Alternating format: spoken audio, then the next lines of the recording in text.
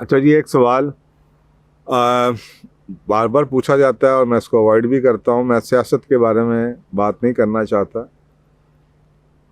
और वो सवाल ये है कि जी पॉलिटिक्स में आना चाहिए कि नहीं।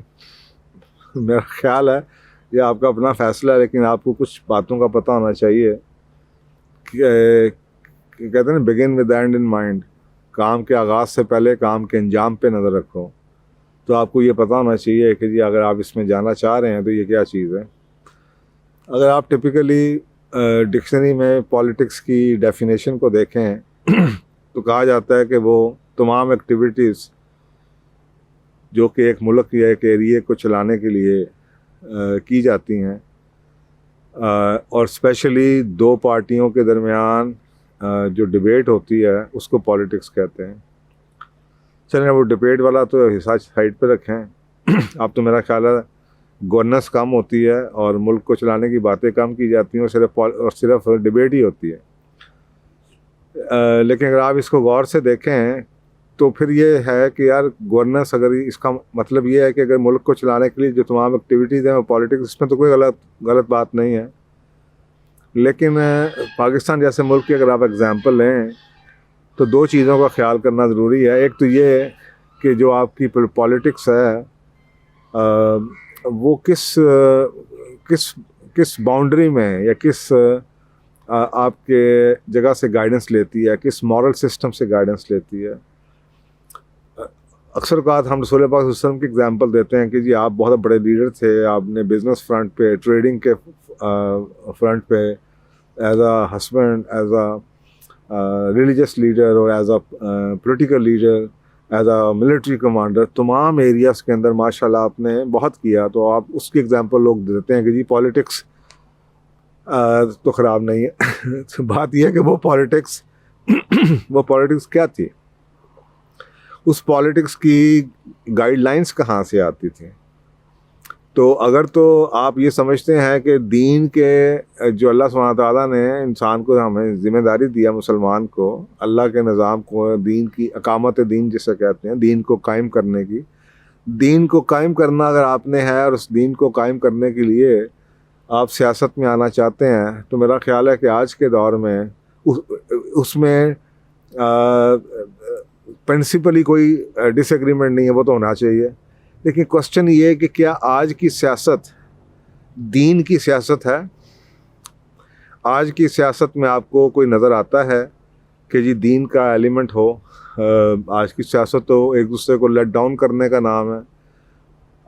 हम दीन के नाम के ऊपर ही एक दूसरे की बेइज्जती भी कर रहे होते हैं। हम इस्लाम के नाम के ऊपर ही इस्लाम की धज्जियाँ उड़ा रहे होते हैं, और अपने आप को साबित अच्छा करने के लिए दूसरों को बुरा कह रहे होते हैं, और वो भी इस्लाम मना करता है। तो अगर आप पॉलिटिक्स ये अगर तो वो निज़ाम अच्छा है, अगर आपका नीयत अच्छी है कि जी आप किसी ऐसे मुल्क में रहते हैं जहाँ पे आप कहें कि जी आपको, या किसी इदारे में जहाँ पे आपको अकामत दीन, अच्छे प्रिंसिपल्स, दुनिया की बेस्ट प्रैक्टिसेस या दीन की जो गाइडलाइंस हैं वो आप निज़ाम को नाफिज कर सकते हैं, फिर तो ये हिस्सा तो ठीक हो गया, फिर तो उसमें कोई गलती नहीं है या कोई बुराई नहीं है। दूसरी तरफ एक तो ये कि पाकिस्तान में ऐसा निज़ाम नहीं है, निज़ाम ही अजीब व गरीब हो चुका है। एक तो यानी कि उसकी जो एंड था वही हम भूल बैठे हैं कि ये हमारा जो गवर्नेंस थी या जो पॉलिटिक्स थी वो किस मकसद के लिए करनी थी। तो जब वो मकसद ही फौत हो गया तो अब तो पॉलिटिक्स अपने इंटरेस्ट के लिए की जाती है। अब तो ये बहुत बड़ी इंडस्ट्री है, अब तो ये एक बहुत बड़ा बिजनेस बन चुका हुआ है। अब तो लोग इसमें करोड़ों रुपया लगाते हैं अरबों कमाने के लिए। ये आपके सामने तारीख है। अब तो आप मुझे बताएं, एक आदमी अपनी हार्ड अर्नड मनी, वो कितना बड़ा फिलंथ्रोपिक विजन का बंदा होगा जो कि अपनी ज़ात का कमाया हुआ हलाल का पैसा और या कमाने की सलाहियत को छोड़ के मुल्क की खिदमत के लिए आ जाए। तो ऐसे आपको कोई बंदा नज़र नहीं आएगा। आपको वो लोग नज़र आएंगे जो कि पैसा लगा के पैसा कमाने के लिए आते हैं। और अगर ये गलत है तो फिर सिंपल सी बात ये है कि जो लोग आपके आते हैं सियासत में, मुल्क की सियासत में, उनसे ये पूछिए कि पहले उन्होंने मुल्क की सियासत में आने से पहले क्या काम किए। उन्होंने अपने लेवल पे कौन सी मुल्क की और कौम की या मुआशरे की या महल्ले की खिदमत की जो वो मुल्क की खिदमत में आना चाहेंगे। तो ये कहना ये सब बातें हैं। तो आजकल तो अगर आप दुनिया के किसी भी मॉरल स्टैंडर्ड से, एथिकल स्टैंडर्ड से अगर आप सियासतदानों को, पाकिस्तान के भी और दुनिया के भी कई ममालिक के सियासतदानों को अगर आप परखना शुरू करें तो आपको लगेगा कि ये तो कहानी बदल चुकी है। तो वो तो ज़ीरो नंबर ही, 0/0। मसलन अगर आप ये कहें कि सच बोलने वाला हो, झूठ ना बोलता हो, दयानतदार हो, अमीन हो, काम करने वाला हो, बात का पक्का हो, ज़बान का पक्का हो, लोगों को साथ लेके चलने वाला, तो आपको तो कोई सियासतदान इस पैमाने के ऊपर, एथिक्स के उस पैमाने के ऊपर, या उसका पास्ट साफ़ सुथरा हो, या उसके ऊपर कोई इल्ज़ामात ना हो, या वो क्लीन हो, या वो एक अच्छा अपने फैमिली का लीडर रह चुका हो इससे पहले कि वो मुल्क का लीडर बने, या उसका उस पर कोई उंगलियां ना उठा सके, या उसके ऊपर कोई इल्ज़ामात ना हो, या उसके ऊपर कोई लोगों की बदकिरदारी की शक व शुबा ना हो।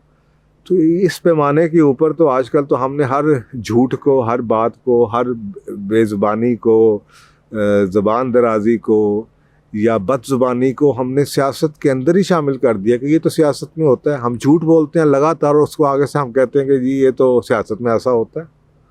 ये किसी ज़माने में तो हम सुनते थे कि मोहब्बत और जंग में सब कुछ जायज़ है, तो फिर मेरे ख्याल सियासत या मोहब्बत है या फिर जंग है, या पैसे की मोहब्बत है, तो या ये एक जंग लगी हुई है, ताकत की जंग, जिसमें सब कुछ जायज़ है, जिसमें लोग सब कुछ कर रहे हैं, और जो आगे बैठे हुए ऑडियंस हैं बेचारे, जो मासेस हैं, उन बेचारों को के पास वो मोरालिटी के स्टैंडर्ड ही नहीं रहे जिस स्टैंडर्ड के ऊपर वो अपने लीडर्स को परख सकें कि यार ये लीडर इस काबिल हैं कि ये इनको हम अपना और अपने मुल्क का सरबराह मान सकें, या अपने मुल्क की कैबिनेट में बिठा सकें, या मुल्क की असम्बली में लेकर आएँ।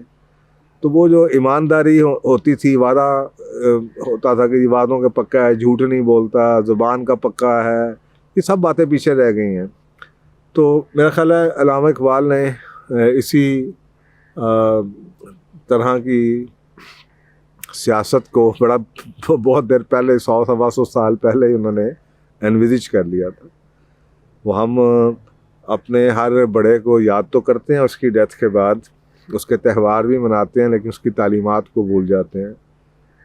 तो अगर अल्लामा इकबाल इतना शायर मशरिक, इतनी हम उनको इज़्ज़त देते हैं, तो हमें तो उनकी जो फ़लसफ़ा है और उनकी जो पोइट्री है उसको तो कोर्स में शामिल करना चाहिए, उस पर समझना चाहिए कि वो क्या कह के गए थे, और आज वो सारी बातें आपको सच्ची नज़र आती हैं। तो उन्होंने इस बारे में ये कहा, मेरी निगाह में है ये सियासत लादीन, कि मेरी नज़र में वो सियासत जो लादीन हो, जिसका कोई एंड ना हो, जिसकी कोई बाउंड्री ना हो, दीन से हटी हुई हो। कनीज़े हरमनोदू नहादा व मुर्दा ज़मीर, ये जो शैतान है ये उसकी ग़ुलाम है और इसका कोई ज़मीर नहीं है, यानी कि ये बिल्कुल ही इस काबिल नहीं है जो दीन से कट जाए सियासत। उस सियासत में सिवाय इसके कि वो शैतान की चेला बन जाएगी और उसका ज़मीर कोई नहीं होगा, वो बेज़मीर बन जाएगी, और इस तरह की सियासत की कोई डेफिनेशन नहीं है। तो ये मेरे ख्यालात हैं जी इस बारे में। आप अपने खुद रिसर्च कीजिए अगर आप जाना चाहते हैं। अगर आपका मकसद ही ये है कि आपने कुछ कमाना है, या होता है ना अक्सर का लोगों को पैसा बहुत कमा लेते हैं, इज़्ज़त की कमी होती है, तो फिर वो पैसे खर्च करते हैं कि जी अब कहीं थोड़ी बहुत इज़्ज़त भी मिल जाए, तो फिर वो पोजीशंस लेना चाहते हैं। तो अगर आपका कोई इस तरह का एजेंडा नहीं है और आप सिंसियर एडवाइस मांगी है, तो मैंने आपको सिंसियर एडवाइस दिया कि इतना गंदा निज़ाम है, जिस गंदे निज़ाम के अंदर आप पैसे दे के ही पहले सेलेक्ट होते हैं। तो सबसे पहले तो इसकी सिलेक्शन का प्रोसीजर चेंज करना चाहिए अगर ये निज़ाम को ठीक करना है। तो जिसने पैसा दे के, मतलब कई पोजीशन ऐसी हैं जहाँ पे रिश्वत दे के नौकरी मिलती है, जहाँ जो लोग शख्स रिश्वत दे के नौकरी ले रहा है, तो आपके ख्याल में क्या वो ईमानदारी के लिए ले रहा है? कभी आपकी समझ में ये बात आती है?